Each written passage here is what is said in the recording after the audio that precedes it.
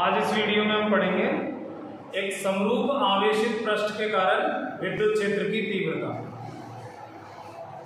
पिछले वीडियोस में हम दो तीव्रताएं पढ़ चुके हैं, एक गोले के कारण और दूसरा सीधे तार के कारण गॉस के नियम की सहायता से। गोले के बाहर पृष्ठ पर अंदर तीन कंडीशंस थी, तार में कोई कंडीशन नहीं थी, तार के कारण बस सिंपल एक पॉइंट पे निकालनी थी। आज हम देखेंगे समतल पृष्ठ है, परत है बहुत पतली सी,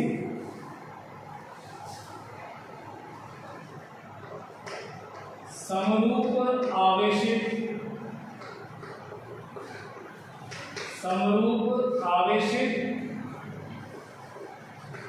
समतल तथा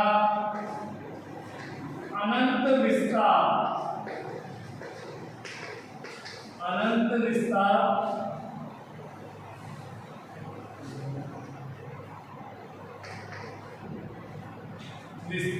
के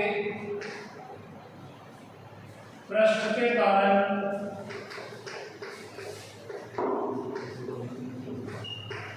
विद्युत क्षेत्र की तीव्रता।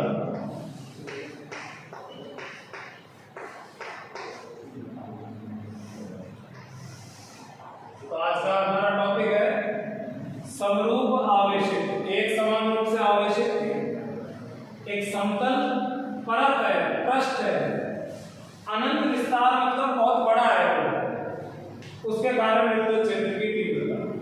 पहले हम डायरेक्शन की बात करेंगे, विद्युत क्षेत्र की डायरेक्शन क्या होगी। मान लीजिए ये एक सतह है इस तरह से, इस पर पूरे पर आवेश फैला हुआ है,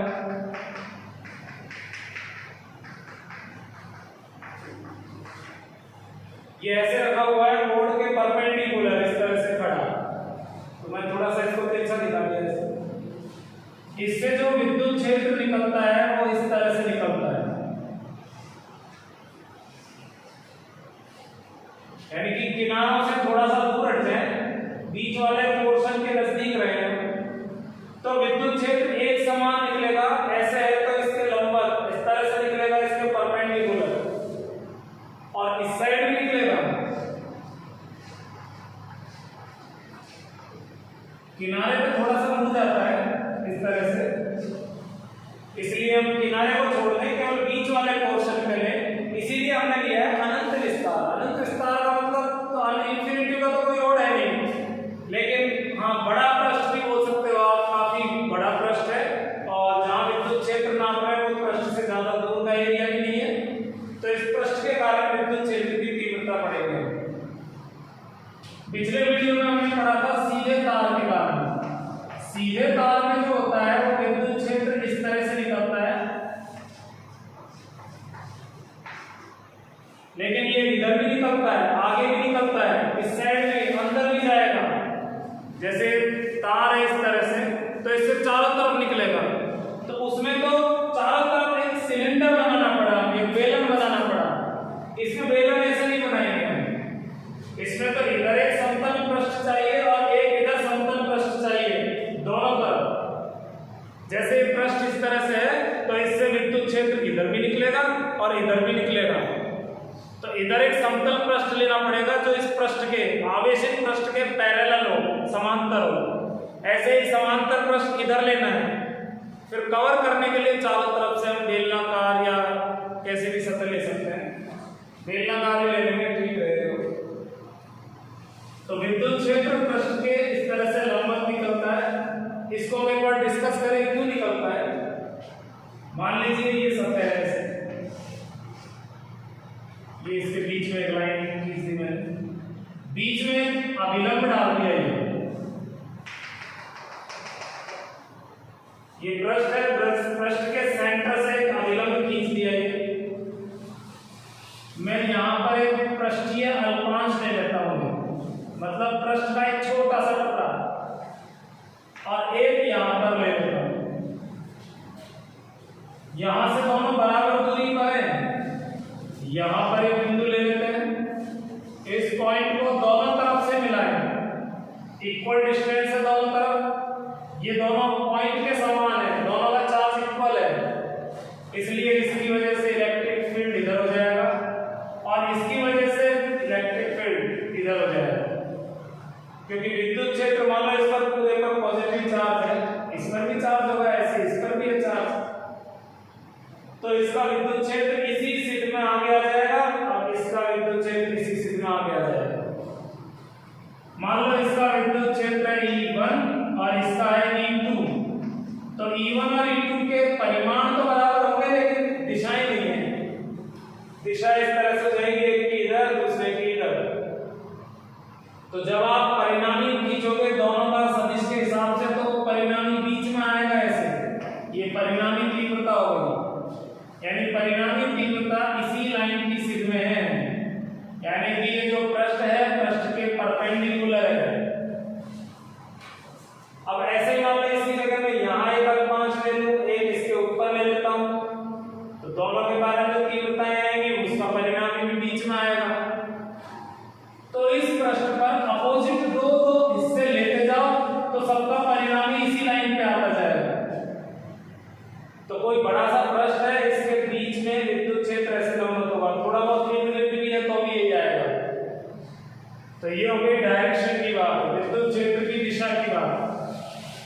अब दिशा ये है तो हमें डेरिवेशन के लिए इस दिशा को यूज करते हुए एक चित्र बनाना है। चित्र को थोड़ा सा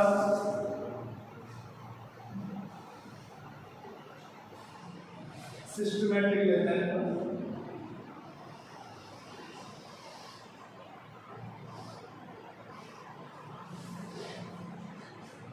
ये पृष्ठ है, इसमें बेलनाकार पृष्ठ बनाना है, बेलन बनाना है। वो बेलन ऐसा होना चाहिए कि इसको बीच में से काटता हुआ आधा इस साइड निकल जाए, आधा इधर, इस तरह से।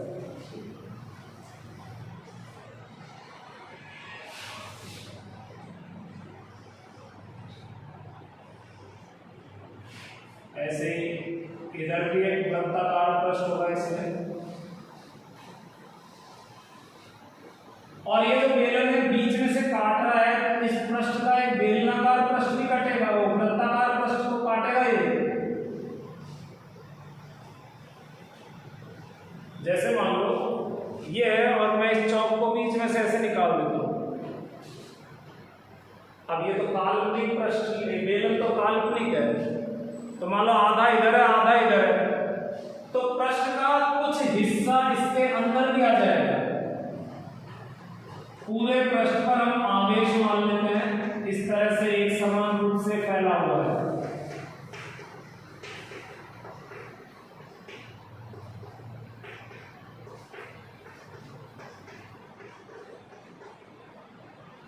पूरे में फैला पड़ा है आवेश, जिसका पृष्ठीय आवेश घनत्व सिग्मा है। Surface charge density is sigma, मतलब इकाई क्षेत्रफल का आवेश है। ये जो हमने बेलन माना है, इसका ये जो वृत्ताकार पृष्ठ है, अनुप्रस्थ काट कह दो, इसका क्षेत्रफल मान लेते हैं ए, कैपिटल ए। इधर भी ए होगा तो बीच में भी ए होगा, वो तो अनुप्रस्थ काट कहीं से भी नाप लो ए ही आएगा। अगर इस चौक का इधर से हम अनुप्रस्थ काट देखें, वृत्त देखें, उसका क्षेत्रफल ए है।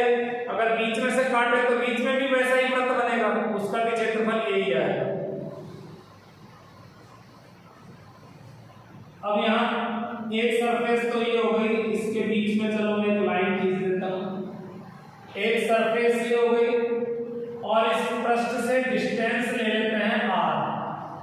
हालांकि ये यूज नहीं है लेकिन चलो हम शो कर देते हैं ताकि ये कह सकें कि r पे डिपेंड ही नहीं कर रहे, लेकिन ये कर तो चले r मान लेते हैं। यहां पर एक अल्पांश लेना है, एक यहां लेना है, पृष्ठीय अल्पांश।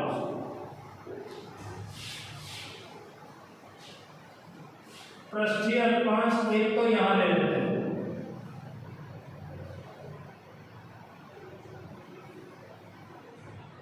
एक पृष्ठीय अल्पांश इधर ले लेते हैं, क्योंकि यहाँ भी तीन सरफेस हैं पिछले वाले की तरह, और एक पृष्ठीय अल्पांश इस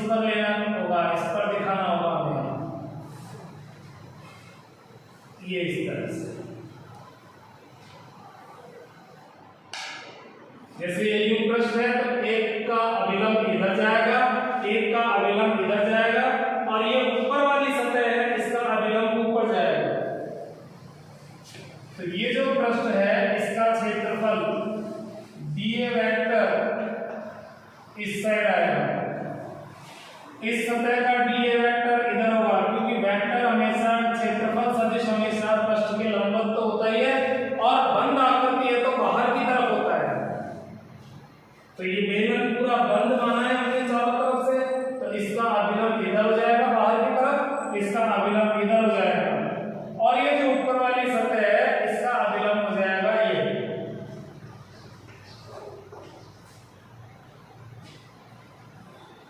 तो ये हमने तीनों सरफेस है, तीनों के लिए क्षेत्रफल दिखा दिया किधर आएगा।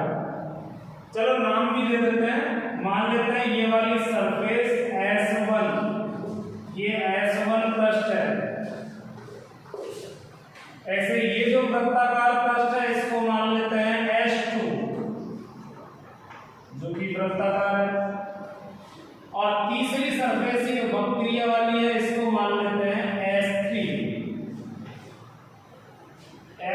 पृष्ठ। इसके अंदर का आवेश इसको मान लेते हैं Q।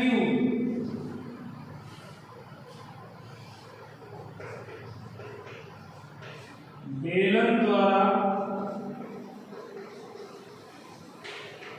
परिबद्ध आवेश, मतलब बेलन के अंदर का आवेश, तो आवेश हो जाएगा सिग्मा इंटू ए।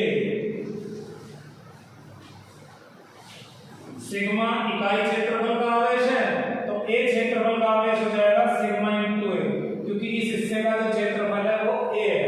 तो हमने इसमें फॉर्मूला लगाया है sigma equal to Q upon A. तो सिग्मा और ए मल्टीप्लाई हो जाएंगे तो क्यू की वैल्यू आ जाएगी। तो ये इसके अंदर का आवेश होगा, इसकी जरूरत पड़ेगी। अब हम विद्युत क्षेत्र की बात करें तो विद्युत क्षेत्र इस सतह के हिसाब से, ये सतह ऐसे रखी हुई है तो इधर की तरफ निकलेगा विद्युत क्षेत्र, यानी इस सतह का विद्युत क्षेत्र दिखाना है तो हमें इधर की तरफ, और एक इस सतह पर दिखाना है वो भी इधर दिखाएंगे। इस वाली सतह पर इस साइड है इसलिए विद्युत क्षेत्र इस साइड होगा, इस पर इधर होगा क्षेत्र। तो देखिए यहां ये दोनों समांतर हो गए। ये जो विद्युत क्षेत्र है ये इधर रखा हुआ वृत्ताकार पृष्ठ यानी कि S2 पृष्ठ इसको लंबवत काट रहा है, पृष्ठ के लंबवत है, लेकिन जो पृष्ठ का अभिलंब है वो इसके समांतर हो जाएगा। इधर वाले पृष्ठ में ये दोनों समांतर है, लेकिन ये जो वक्रीय पृष्ठ है इसमें दोनों लंबवत हो गए, क्योंकि ये जो विद्युत क्षेत्र है ये तो राइट साइड आएगा, ये ऐसे नहीं जाएगा, क्योंकि ये तो इसकी वजह से आएगा। ये मैंने पहले बताया अभी कि पृष्ठ के लंबवत उधर जाएगा सारा विद्युत क्षेत्र। अब हम निकालते हैं फ्लक्स। संपूर्ण बेलनाकार बंद पृष्ठ से निर्गत फ्लक्स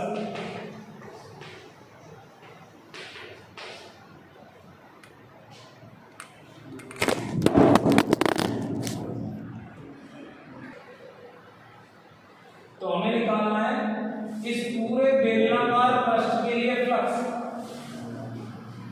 तो फ्लक्स का फॉर्मूला होता है phi e इक्वल टू समाकलन E डॉट dA, और पूरा बंद पृष्ठ है तो यहां लगा देते हैं। कई बार ऐसे भी लिख दिया जाता है बंद पृष्ठ पूरा, कोई जरूरत नहीं है ऊपर लिख दिया है यहां गोला लगा दिया। लेकिन इसको हम अदिश रूप में डायरेक्ट नहीं बदल सकते। क्यों नहीं बदल सकते? क्योंकि यहाँ पर इन दोनों के बीच में 0 डिग्री का कोण बनेगा, ये दोनों समांतर है, यहाँ 0 डिग्री होगा लेकिन यहाँ लंबवत है, जैसे पिछले वीडियो में था। तो इसको भी 3 पदों में बांटना पड़ेगा। E डॉट dA S1 के लिए,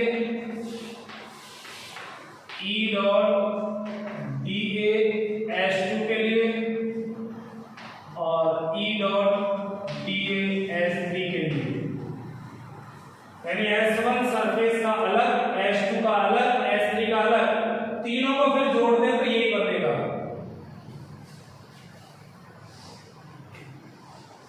अब अदिश रूप में बदल लेते हैं। S1 सरफेस में E dA cos, S1 surface ये वाली है, ये दोनों पैरेलल हैं, तो इसमें आएगा cos 0 degree plus S2 surface E dA cos 0 degree, क्योंकि S2 भी उसी की जैसी है, S1 की जैसी है, जिसमें ये दोनों पैरेलल हैं, plus S3 E dA cos 90, इन दोनों के बीच में 90 डिग्री का एंगल है, तो cos 90 आ गया।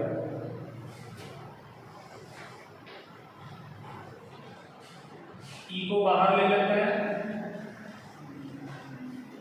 पहले इधर देखो, इसमें cos 90 0 होने से ये तो 0 हो जाएगा, इसको तो हम छोड़ेंगे। cos 0 1 हो जाएगा, इधर cos 0 1 हो जाएगा, तो इधर तो बचेगा E dA S1 में, तो इसको 1 हो गया, गुणा में छोड़ दो इसे, इस वाले में S2 E dA वो 0 हो गया रेंडम से। E को बाहर ले लेते हैं, क्योंकि dA जो है S1 ये वाली सरफेस है S1, तो इसकी इसी के ऊपर तो है E, तो इस पूरे सरफेस की डिस्टेंस इस पक्ष से बराबर है, इसलिए इस पर E1 ही आएगा और E सेम आएगा। समाकलन में सिर्फ dA रह जाएगा S1, ऐसे इसमें भी E बाहर आ जाएगा, dA S2 E S1 सतह में देखना है dA, तो S1 सतह ये वाली, किसका अल्पांश है ये dA का समाकलन मतलब पूरा क्षेत्रफल, मतलब इसका पूरा क्षेत्रफल, तो इसका पूरा क्षेत्रफल A हो जाएगा, क्योंकि हमने इसका वृत्ताकार क्षेत्रफल A माना है। अगर आप इसकी त्रिज्या R लेकर चलते तो पाई R स्क्वायर बन जाता, लेकिन फिर इसका जो मान रखा है यहाँ भी पाई R स्क्वायर लिखते हैं, लेकिन यहाँ मैंने A लिखा है तो इसको भी टोटल A चले लेते हैं, तो dA का कुल क्षेत्रफल A हो जाएगा। ऐसे ही यहाँ भी कुल मिलाकर ये फ्लक्स आ गया 2EA, तो ये हो गया इस पूरी बंद आकृति के लिए विद्युत फ्लक्स। तो एक तो फ्लक्स इससे निकालेंगे, दूसरा गाउस के नियम से। अब हम गॉस में लगाएं,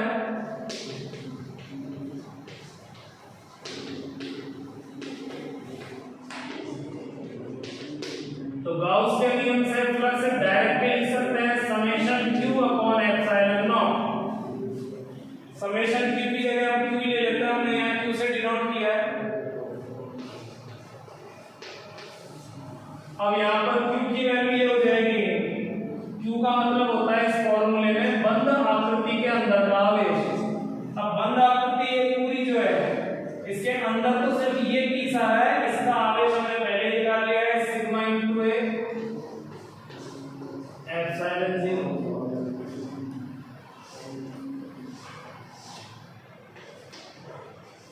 समीकरण 2 और 3 से ये जो दोनों समीकरण है इसे फ्लक्स को इक्वल कर देता है। यहां से समीकरण 2 से फ्लक्स की वैल्यू है 2EA और यहां से फ्लक्स की वैल्यू आई है sigma A upon epsilon not, तो A से A कट जाएगा, इसलिए हमें इसमें क्या है स्मॉल r वगैरह कहीं कैपिटल R जो भी आप लोगों को त्रिज्या लेने की जरूरत नहीं है, क्योंकि त्रिज्या लोगे तो इसका क्षेत्रफल पाई R स्क्वायर, तो इसका समाकलन करके पाई R स्क्वायर लोगे तो वो यहाँ भी पाई R स्क्वायर आएगा, तो वो कंप्लीट पाई R स्क्वायर दोनों तरफ कैंसिल हो जाएगा, तो डायरेक्ट A ही ले लेते हैं क्योंकि एरिया वैसे भी कैंसिल हो गया, तो sigma upon 2 epsilon not. This is the expression for electric field intensity due to a long and plane charged surface। मतलब एक सरफेस है, एक समतल सरफेस है, काफी बड़ा है, पूरे में एक समान आवेश फैला हुआ है, उसकी वजह से विद्युत क्षेत्र की तीव्रता का फॉर्मूला। अगर आप इसको वेक्टर फॉर्मेट में लिखते हो तो इधर n कैप लगाएंगे, small n cap, r cap नहीं लगाना है क्योंकि इस फॉर्मूले में r है ही नहीं जो r कैप लगाए हम। r कैप होता है कि जिस दूरी पर हम जा रहे हैं उसी दिशा में इकाई सदिश। जैसे यहां से यहां तक इसको वेक्टर ले, लेकिन इस फॉर्मूले में r नहीं है तो r कैप नहीं लेंगे। तो फिर ये n कैप क्या है? n कैप इस पृष्ठ के परपेंडिकुलर दिशा को दर्शाने वाला एक इकाई सदिश है, मतलब इस डायरेक्शन को शो करने वाला सदिश है n कैप। तो n कैप जो होता है किसी भी सतह के लंबवत इकाई सदिश होता है। तो विद्युत क्षेत्र जो है वो इस पृष्ठ के लंबवत ही है, हम शुरू से ले रहे हैं इसको। हाँ, ये हो सकता है कि अगर ये पॉजिटिव की जगह नेगेटिव होता तो चेंज हो जाता, तो फिर ये n कैप सरफेस की तरफ होता। ये पॉजिटिव है तो इससे अवे रहेगा, बाहर की तरफ रहेगा। यहां पर ग्राफ एक तो E सिग्मा के बीच में और दूसरा E R के बीच में। तो सिग्मा इसके प्रोपोर्शनल है तो ग्राफ इस तरह से आ जाएगा, E प्रोपोर्शनल है, समानुपाती है। लेकिन फॉर्मूले में R नहीं है, R पर डिपेंड नहीं करता है, तो R के हिसाब से तो कांस्टेंट ही रहेगा। ना तो ग्राफ नीचे जाएगा ना ही ऊपर जाएगा, मतलब E चेंज नहीं हो रहा और चेंज भी नहीं होगा। तो अगर काफी बड़ा सरफेस है, बीच में हम विद्युत क्षेत्र लें सरफेस से काफी कुछ दूरी तक, तो R पर डिपेंड नहीं करता है इलेक्ट्रिक फील्ड। हो सकता है इस वाली सरफेस में यहाँ अलग अलग जगह इलेक्ट्रिक फील्ड अलग अलग आता, लेकिन ये वाली टर्म तो वैसे भी 0 हो गई थी 90 की वजह से। अगर ये E वेरिएबल होगी तो ये तो 90 रहेगा, तो इसको जोड़ देते हैं। लेकिन इन दोनों में तो E कांस्टेंट रहेगा। क्यों रहेगा? क्योंकि ये समतल सरफेस है और इससे बराबर डिस्टेंस पर है, तो इसके हर पॉइंट पर E कांस्टेंट रहेगा। तो ये कंप्लीट डेरिवेशन हो गया एक समतल पृष्ठ की वजह से।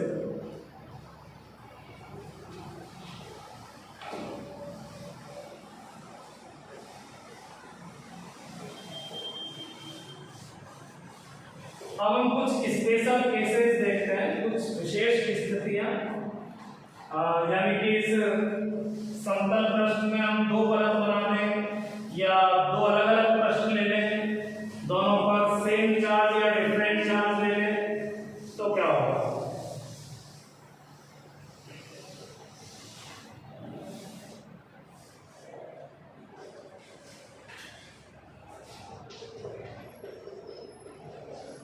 Special cases. फर्स्ट, दो समतल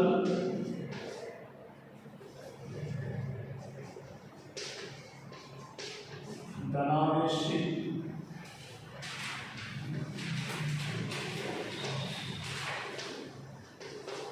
पृष्ठों के लिए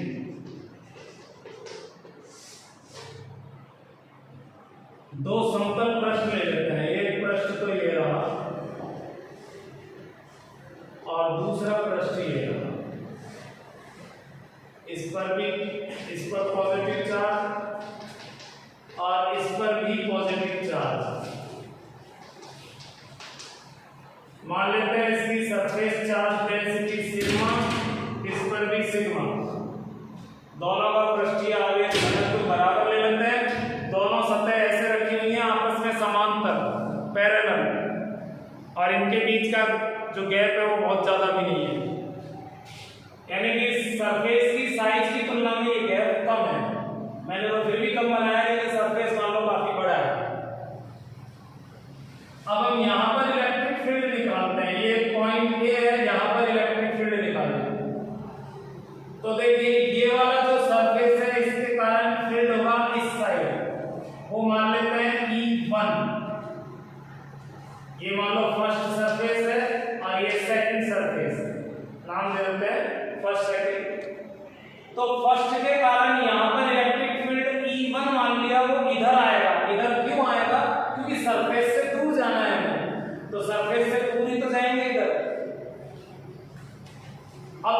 वजह से यह इलेक्ट्रिक फील्ड होगा वो मान लेते हैं E2, तो वो भी इधर ही आएगा क्योंकि ये भी तो प्लस है, इससे भी तो दूर जाना है, तो दूर का मतलब ये सरफेस है, तो दोनों सरफेस ऐसे हैं, तो दोनों से दूर जाना है, तो दूर इधर हो गया। अब ये दोनों वैसे तो एक साइड है, तो दोनों एक साइड है, तो दोनों जुड़ जाएंगे। तो इस पर जो टोटल इलेक्ट्रिक फील्ड है, टोटल विद्युत क्षेत्र है बिंदु ए पर,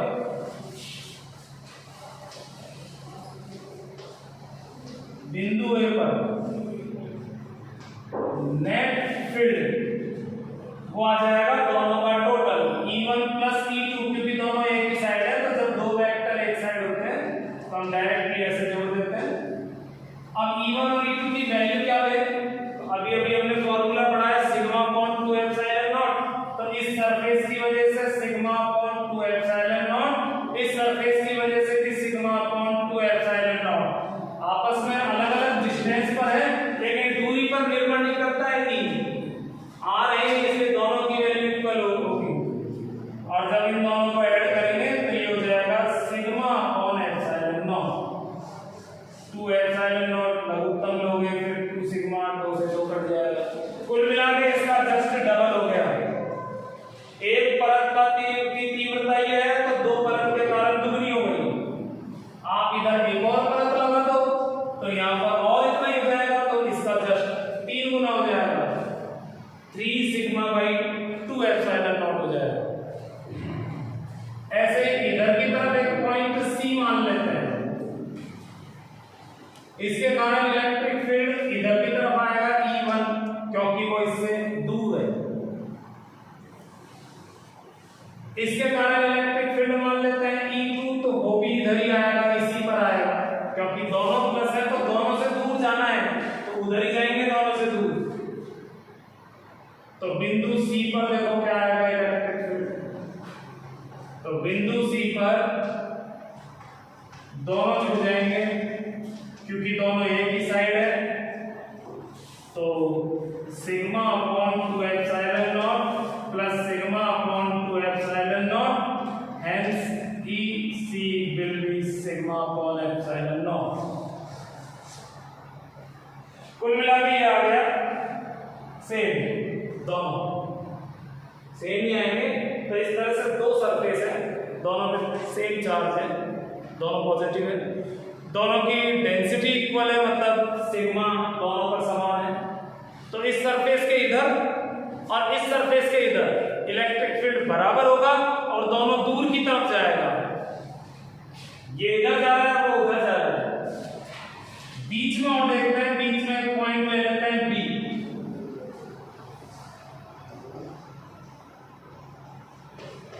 बिंदु B पर, पॉइंट B पर देखते हैं क्या होगा। इसकी वजह से इलेक्ट्रिक फील्ड E1 इस साइड आएगा, क्यों आएगा, क्योंकि हमें इस सरफेस से दूर जाना है, तो इस बिंदु से दूर तो राइट साइड हुआ, इस सरफेस की वजह से यह इलेक्ट्रिक फील्ड इस साइड आ जाएगा, उसको E2 ले लेते हैं, वो इस साइड इसलिए आएगा क्योंकि इस सरफेस से दूर जाना है हमें, तो इससे दूर लेफ्ट होगा, तो बिंदु B पर जो विद्युत क्षेत्र होगा वो होगा E1 माइनस E2, तो sigma upon 2 epsilon not, sigma upon 2 epsilon not, यानी कि 0, क्योंकि दोनों विपरीत है, जब दो वेक्टर अपोजिट होते हैं तो दोनों का डिफरेंस निकलता है, लेकिन यहाँ मान बराबर है तो डिफरेंस 0 आ गया। तो इस तरह से दो समांतर समतल एक जैसे आवेशित परत है तो उनके बीच में विद्युत क्षेत्र 0 होता है, तो यहाँ किसी भी बिंदु पर लगभग इतने एरिया में विद्युत क्षेत्र 0 आएगा। तो ये हो गया दो समतल धनावेशित पृष्ठों के लिए। अगर मान लो ये समतल पृष्ठ जो है इनके ऋणावेशित होते तो, अच्छा एक मिनट इसमें थोड़ा सा चेंज करके और बताता हूं। मान लो ये सिग्मा 1 और ये सिग्मा 2 होता तो यहाँ सिग्मा 1 और यहाँ सिग्मा 2 होता, तो ये हो जाता sigma 1 plus sigma 2 upon 2 epsilon 0। बस इतना ही हो पाता है। ऐसे ये भी इसी तरह हो जाता और यहाँ होता sigma 1 minus sigma 2 upon 2 epsilon 0, दोनों का डिफरेंस। अच्छा सेकंड केस लेते हैं। सेकंड में ऋणावेशित,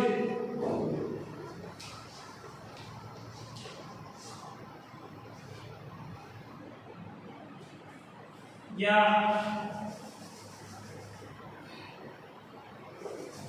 विपरीत आवेशित। एक को पॉजिटिव ले लेते हैं, दूसरे को नेगेटिव ले लेते हैं, इस पर माइनस। अब क्या होगा अगर हम एक पर प्लस दूसरे पर माइनस लें,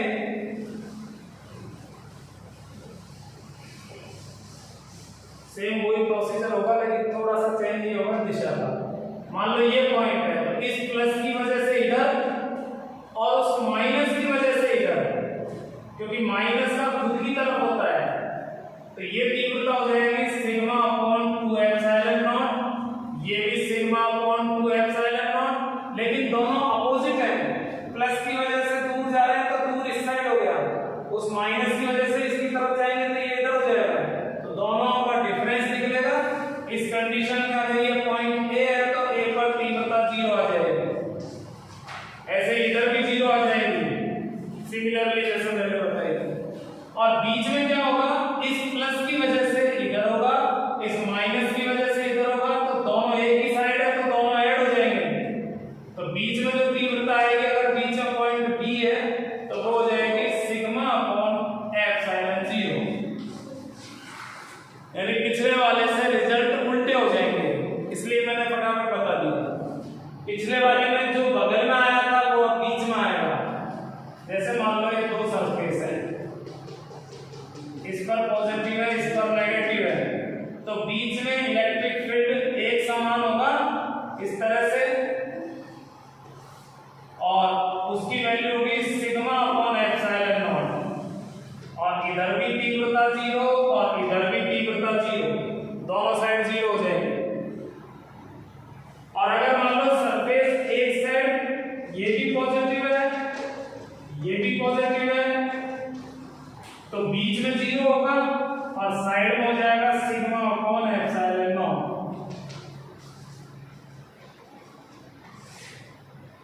इधर भी हो जाएगा sigma upon epsilon not. Different है तो बीच में एक समान आएगा, बाहर 0। अगर सेम चार्ज है तो बाहर सेम हो जाएगा, बीच में 0।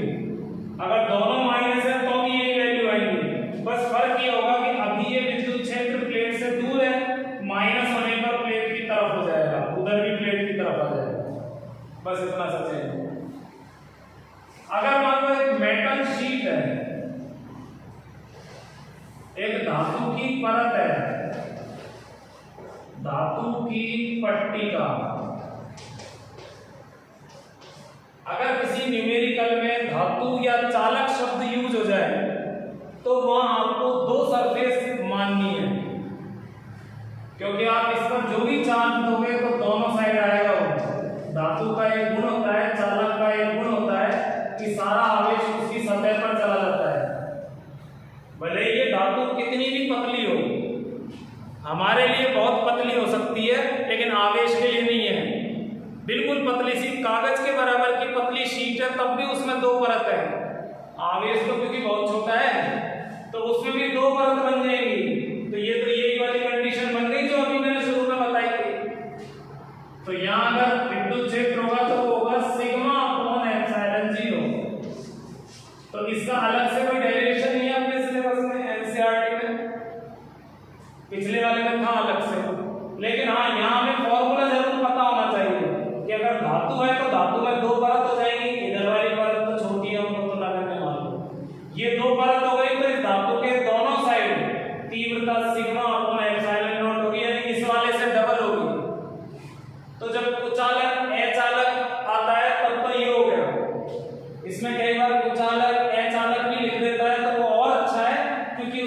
एक ही सतह है वो स्पष्ट कहना चाहता है क्वेश्चन।